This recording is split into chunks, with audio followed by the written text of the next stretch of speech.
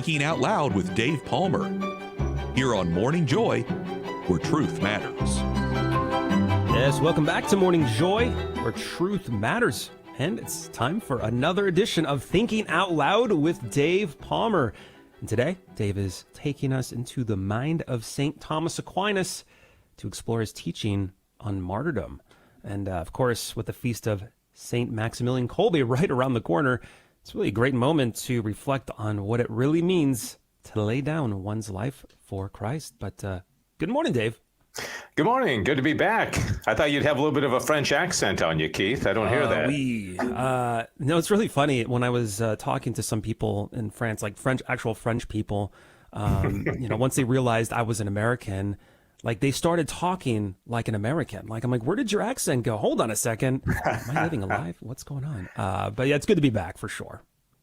Yeah, and of course we've got, as you guys have already talked about this morning, the cruise to France in April of next year, and so much going on. But it's good to have you back, and good to see you. And I was glad that you got some rest with the family and got to do such a cool thing. But yeah, there's a lot going on this week. You know, as always, it's always busy in the Catholic Church and in our calendar. And I thought I'd either do something about the Feast of the Assumption, which is Friday, but Thomas doesn't really talk a lot about the Assumption in the Summa, and he does a lot more about Immaculate Conception, which of course comes up in December. But I thought I'd focus on Thursday's feast, which is St. Maximilian Kolbe.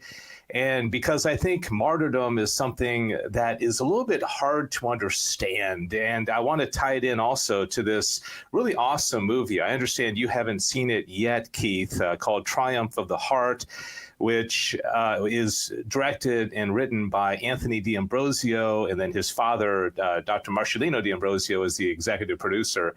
And, they're from this area, and I know the family, and, it's kind of like somebody that you're aware of. You're thinking, I didn't even know the guy was into filmmaking, but this is a really, really good film. And it kind of inspired me, since we're in the week of the feast day of St. Maximilian Kolbe, is to kind of dig into what St. Thomas Aquinas has to say about martyrdom. So anyways, that was the plan. I know Tim has seen it, and Tim was very touched. And I hope Tim doesn't mind. Tim sent a message yesterday saying that when he saw it, it really left him bawling. And when I watched a screening here in my office of my house a few weeks ago, and I finished watching it at about 1:30 in the morning. It just happened to be the time that I was able to watch it. And I was really in tears, and it affected me very profoundly. And so I highly recommend this movie. It's very good. So anyways, I hope you get a chance to see it at some point, Keith. Yeah, so someday I'll be able to get a movie in or two. But yeah, from what I'm hearing, this movie is absolutely incredible. So it's good to hear the feedback from you and Tim. Yeah, and the interesting thing about the movie is that it focuses on the life and the martyrdom of St. Maximilian Kolbe, and a lot of us have heard the basics of the story where, Kolbe was offered two crowns, the crown of purity and the crown of martyrdom by Our Lady, and then he said, I'll take both. And so he ended up being very pure and also accepting martyrdom. And the movie really focuses not only on Maximilian Kolbe, but on two other characters. There's a young man named Albert, and even in the very first scene, you see this beautiful scene of him and his girlfriend, and it's just the model of young love, and you're just drawn into this love story. And not to give too much away, but of course, you find out within the first minute of the movie is that Albert is one of the prisoners at Auschwitz. He voluntarily went off into the war and ended up regretting it, and of course, he gave up the love of his life, this lady named Margaret. So that's the second theme. And then there is the theme of the Nazi camp commandant, the guy in charge, or a real life, character by the name of Karl Fritsch. And Karl seems to be living this rather ordinary life with a wife and a daughter and a young son. And you see, his life, but he's also a very cruel taskmaster, and really it leaves you just thinking, like, why could somebody do such evil to another person? And so really, I want to focus on, I think three questions that come up in this movie. and also three questions that have to do with martyrdom. And I think martyrdom provides the answer. And then I'll tell you what St. Thomas Aquinas has to say about martyrdom. And I think it answers is that, first of all, you're left, as I just mentioned, thinking like, well, how could a human being be so cruel to another? And it wasn't just Karl Fritsch; it was a whole, culture, and that kind of got swept up into this. Starting with Hitler and all the way down, a lot of people got caught up into this and seemed to turn a blind eye to it. And then secondly, I think a natural question that comes up is, why would God allow this? And I think people have wrestled with this question for so long, and it comes up very profoundly in the movie, because the movie focuses on these 10 men in the cell being starved to death, seemingly unnecessarily, just because another one of the prisoners had escaped. And so they were taking on the brunt of punishment for this other one, which almost has a Christological type of theme to it. But at any rate, I'll leave that one alone. And then I think the third question that somebody will ask is, why would a guy like St. Maximilian Kolbe in the prime of his life willingly give up his life? It wasn't like he was dragged into martyrdom. He willingly offered his life for another prisoner.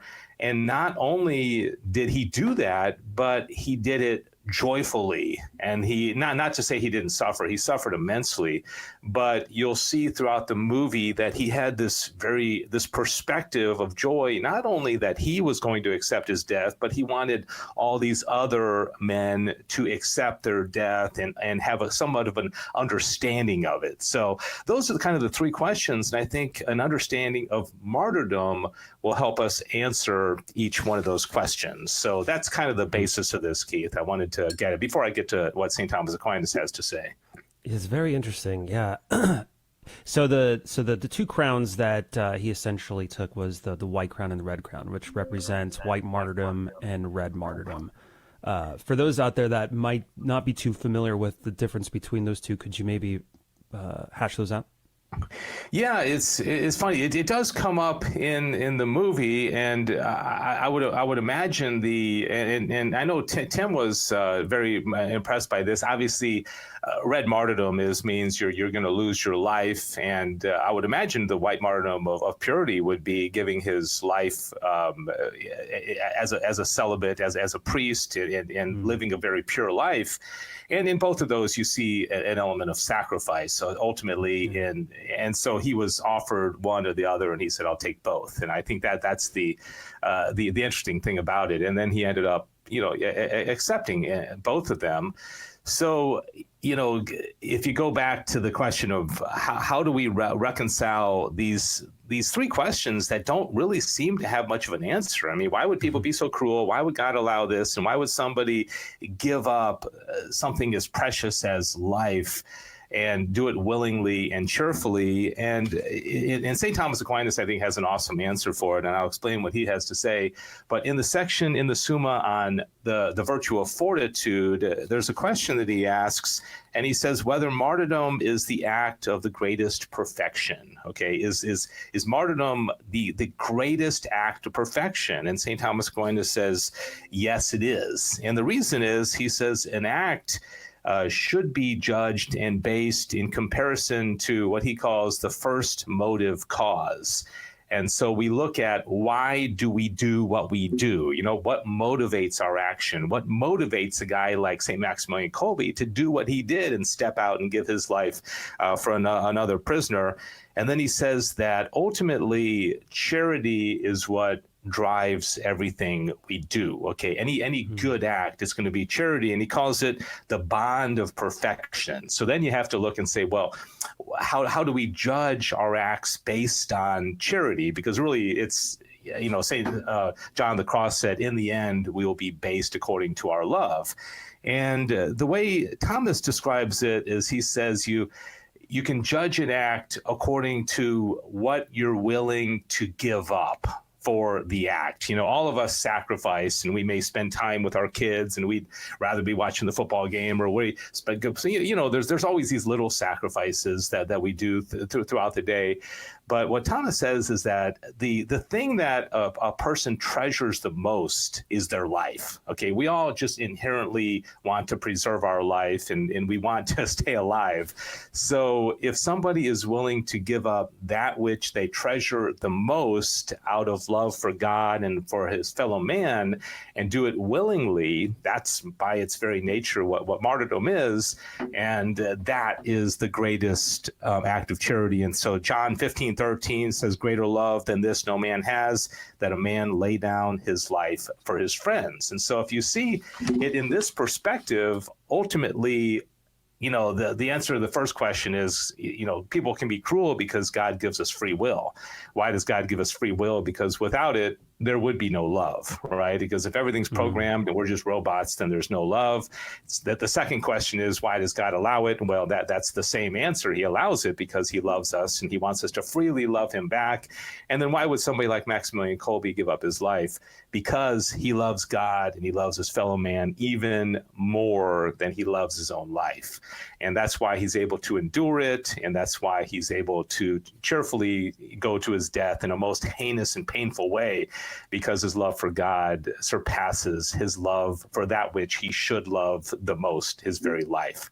And so I think if you watch the movie in that perspective, it all kind of makes sense, and it answers those three fundamental questions that I think humanity has wrestled with since the beginning of time.